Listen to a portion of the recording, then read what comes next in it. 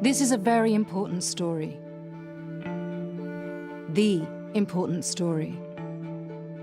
In the midst of COVID-19, it's an historic opportunity to look at the facts of the world as it is, and then to focus on the solutions to some of our greatest problems. In the 75 years since the United Nations was founded, the human race has never had to face a set of challenges like we do right now. But together, we can overcome them.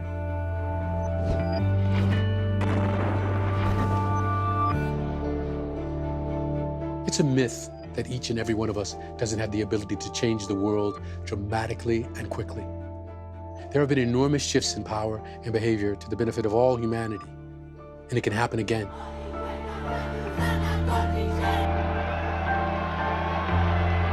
Nelson Mandela said, "It always seems impossible until it's done." These are some of the things that must be done.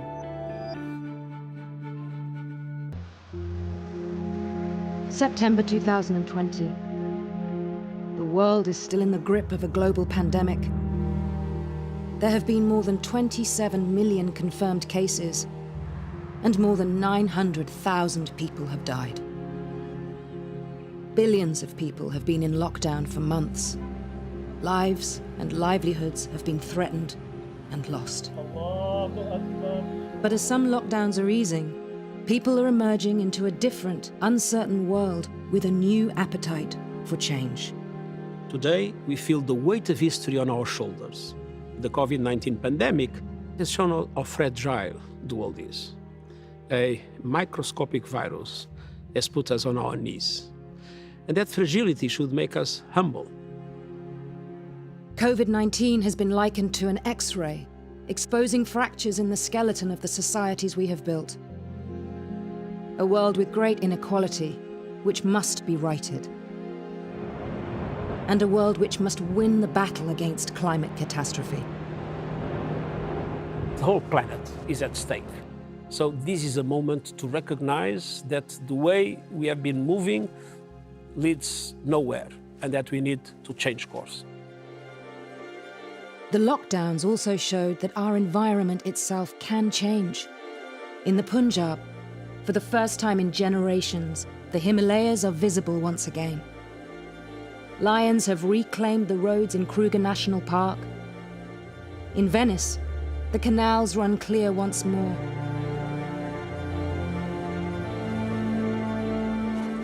And across Italy, dolphins have returned. If you look at the response of people to COVID-19, people dramatically change their lives.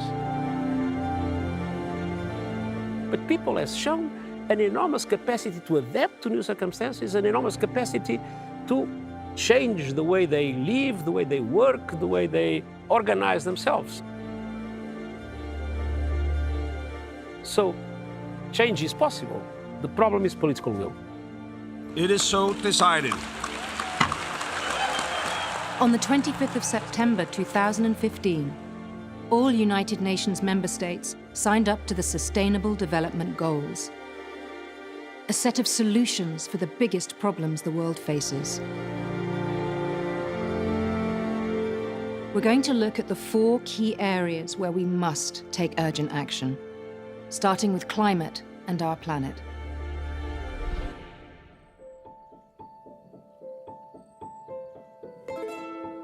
Next door's on fire. Oh my God. Okay. I'm scared. You're at risk. Leaving now is the safest option, so leave now towards the beach and shelter in place.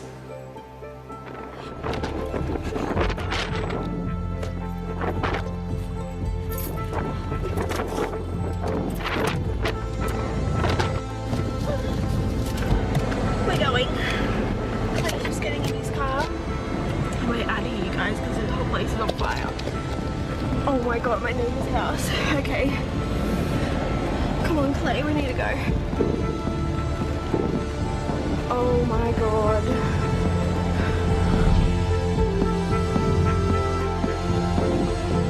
This is a real nightmare. I can't believe this is real.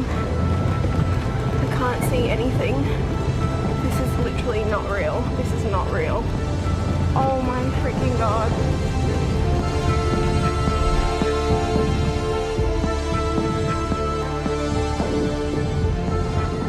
All I want is my family. Pictures and stories continue to file out from Australia about the devastating fires. This one, a satellite image from NASA, and as you can see,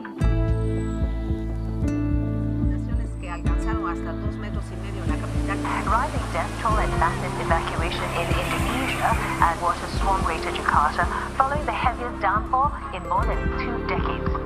Worst plague of locusts to affect the region. the damage to pastures and crops could create, quote, severe consequences for the region where nearly 12 million people are coping. It could be the worst the area has seen in 20 years. This is a double whammy.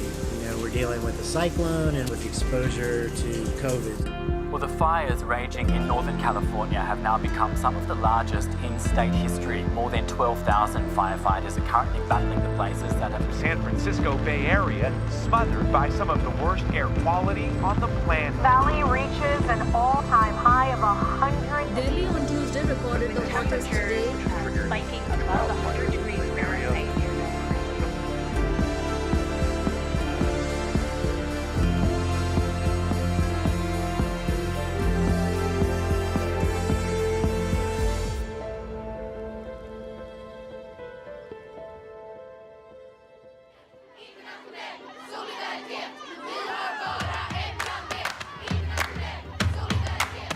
I think this is the most important issue that we need to be talking about. We are not drowning! We are not drowning!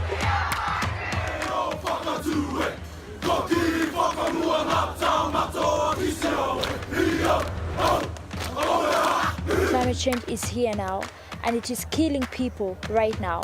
The people who are looking at it right in the face.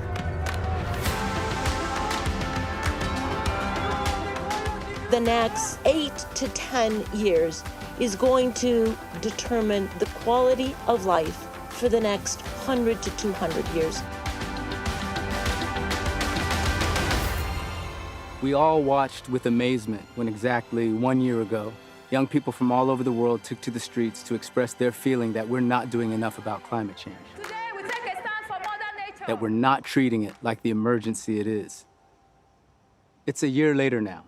Have we done enough? No, we have not. And climate change is only part of this story. Our rainforests are disappearing at an extraordinary rate. 1 football field of rainforest is destroyed every 6 seconds. 1 million plant and animal species are on the brink of extinction. By 2050, there will be more plastic in the oceans than fish. And so climate change and our treatment of the natural world are colliding and exacerbating each other to create a perfect storm. This cannot go on. You know it, I know it, and we know what we need to do.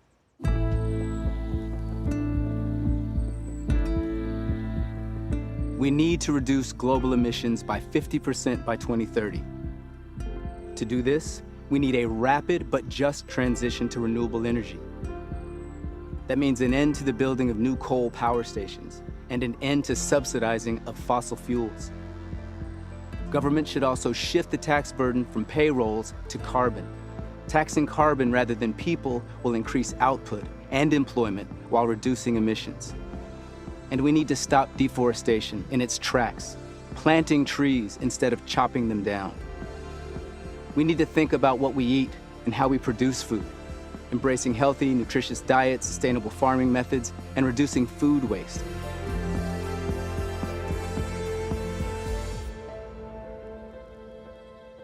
The climate crisis is an opportunity. Renewable energy is cheaper than fossil fuels. Thousands of businesses are working to go carbon neutral, and the opportunity to generate clean, safe, and decent jobs is enormous. The passion for protest can turn into a passion for changing all of our behavior to create a better, safer, just, sustainable world. The big question we have to ask ourselves now is this: as a species, are we going to be able to work together urgently to solve this? The clock is ticking.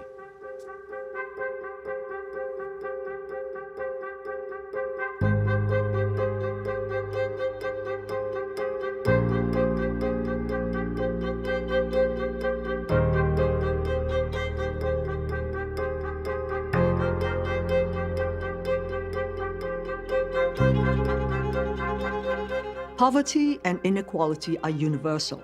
They undermine every society, everywhere. But poverty is not natural. It is man-made, so poverty is not inevitable.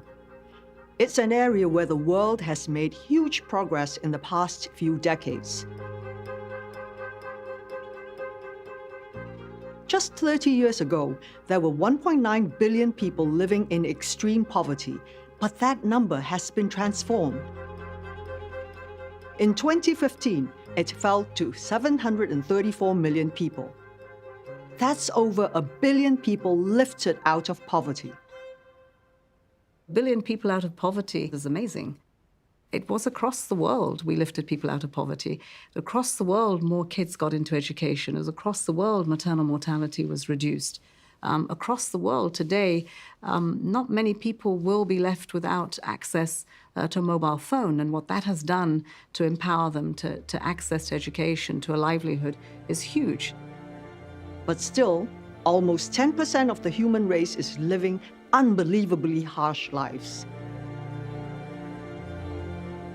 This is largely determined by their circumstances at birth, and these high levels of inequality work against better opportunities for all. Opportunities that could change the world.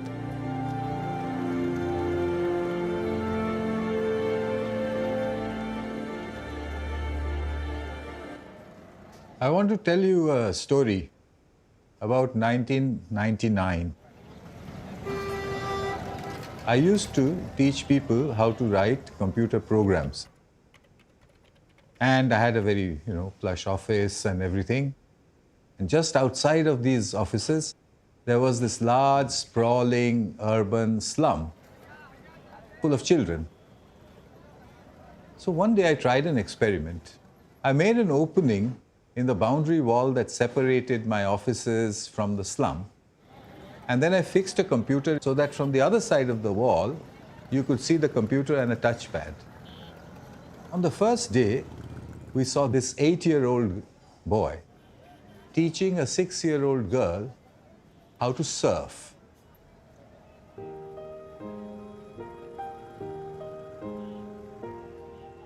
How on earth did he figure that out? How did he know what the computer was doing? 3 months after I had first put their computer in the wall, the children said they wanted a faster processor and a better mouse.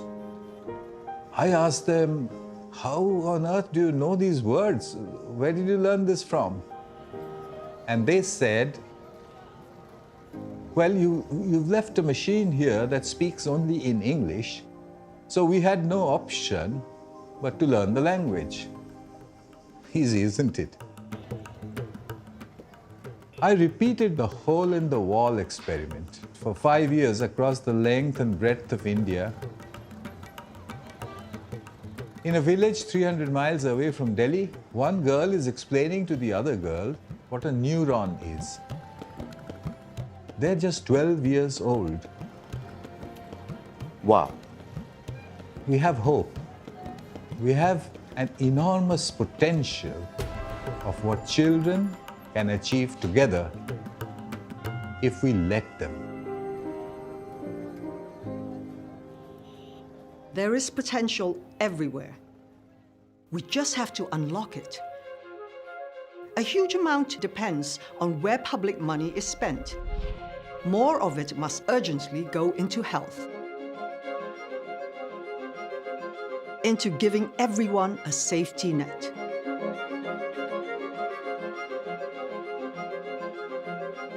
There is a revolution that is happening in education, connecting every school, every person to the internet.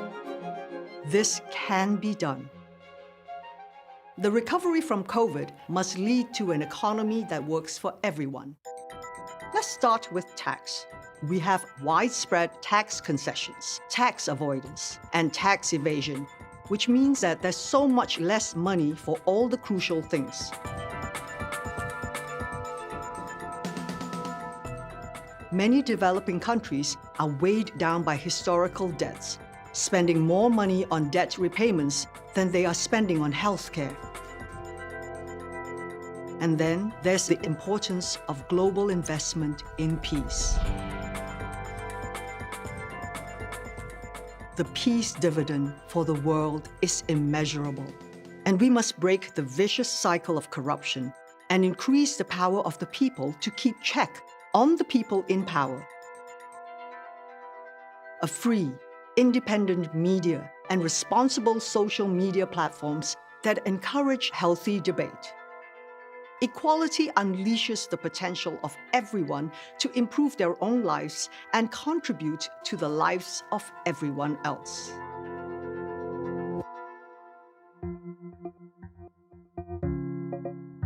Whatever it is, coronavirus has made the mighty kneel and brought the world to a halt like nothing else could.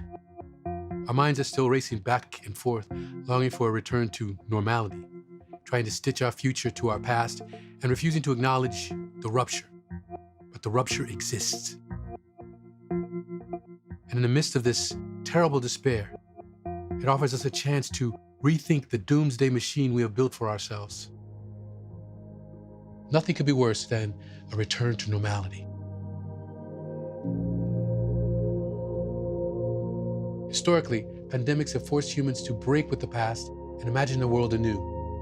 This one is no different.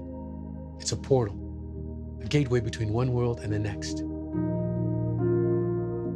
We could choose to walk through it, dragging the carcasses of our prejudice and hatred, our avarice, our data banks and dead ideas. Or we can walk through it lightly, with little luggage, ready to imagine another world and ready to fight for it.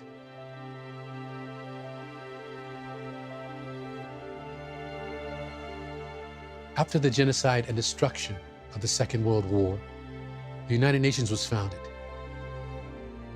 Enshrined in its charter was the fact that all people are equal and entitled to the same respect, justice, and human rights. This remains a simple truth, and yet across the globe, the struggle is still being fought. There's a certain outrage for injustice right now. I think that is happening in every sphere. I think we're at a moment where COVID perhaps has helped us realize that there is an intergenerational transition and that young people now are waking up to the calls that we've had from my generation, which have said, look, this is the opportunity you've got to make things change. And they are rising up, and that we are bringing young people to the table now, not as a token, but to help us shape and to take that baton, to take up the gauntlet and to move forward. People fighting for justice, but fighting for your justice, not just mine. And to see that without your justice, mine won't be fulfilled either.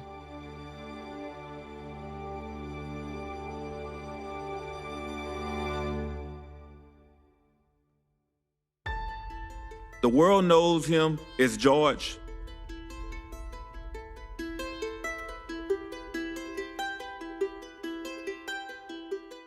But I called him Perry. Yesterday, we laid him to rest. It was the hardest thing I ever had to do. I'm the big brother now, so it's my job to comfort my brothers and my sisters, Perry's kids, and everyone who loved him. And that's a lot of people.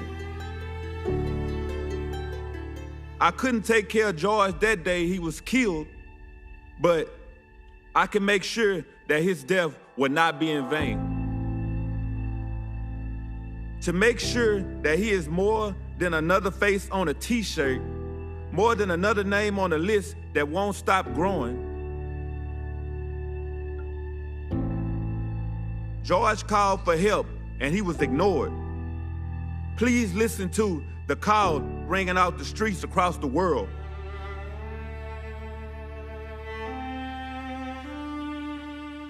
People of all backgrounds, genders, and races have come together to demand change.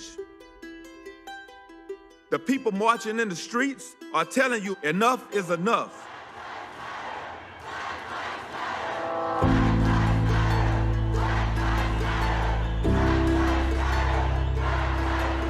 To the leaders, the people elected you to speak for them, to make positive change, you have the opportunity to make your names mean something too.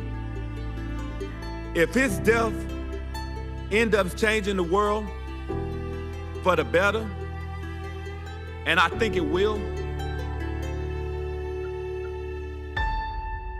then he died as he lived. It is on you to make sure his death is not in vain. Perry, look up at what you did. Big brother, you changed the world. I hope you can rest in peace with power.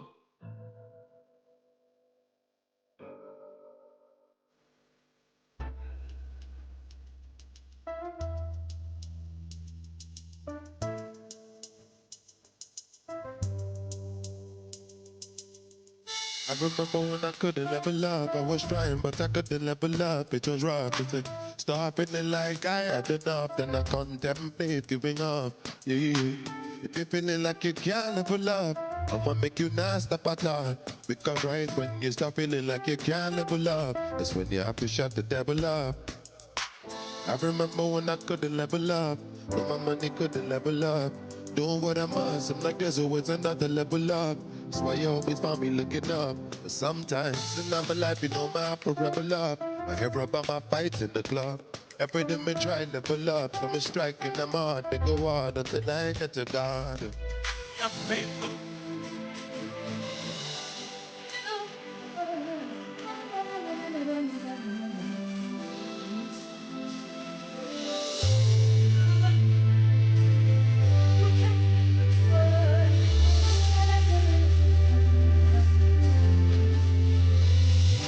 I was in a situation where you had no choice. You have to fight. Fight.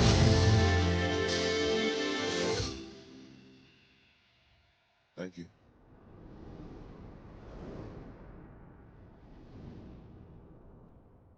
Inequality for women is one of the world's great injustices, and it is an injustice that must be and will be swept away. 75% of parliamentarians are men. 73% of managerial decision makers are men. 67% of climate negotiators are men. And 87% of the people at the peace table are men. Even though we know that when peace settlements include women, the negotiations and outcomes are more durable. Globally, almost 1 in 5 women has experienced violence in the past 12 months at the hands of a man they know. Women and girls do 3 times as much unpaid care and domestic work as men. The global gender pay gap is stuck at 16%. It's time to stop trying to change women and start changing the systems that prevent them from achieving their potential. And this is the battle that women in this century will not lose. Once again, there are positive solutions that can turn things around fast.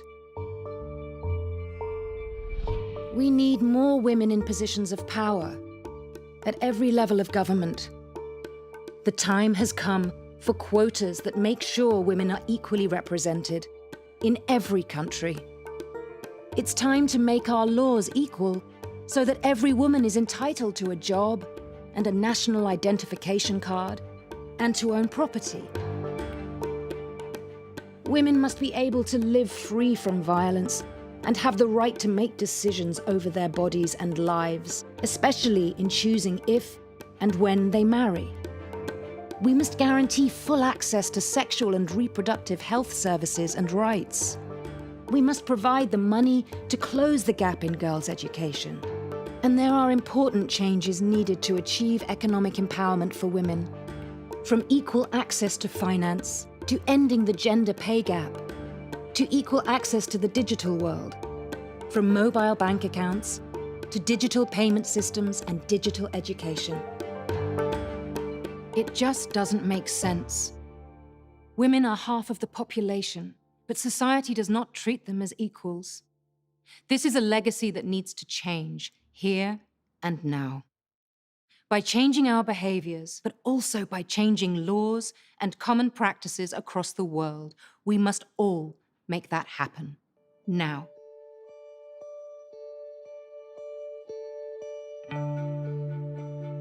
Everyone can do their part to make it happen. We can create and enjoy green jobs, live healthier lives with cleaner air and better diets. And in more equal societies, all of us, men and women, can enjoy safer and more productive lives. There is power in every decision we make. We can shape society and the future of our planet and people in every choice we make. My final message is, let's be humble.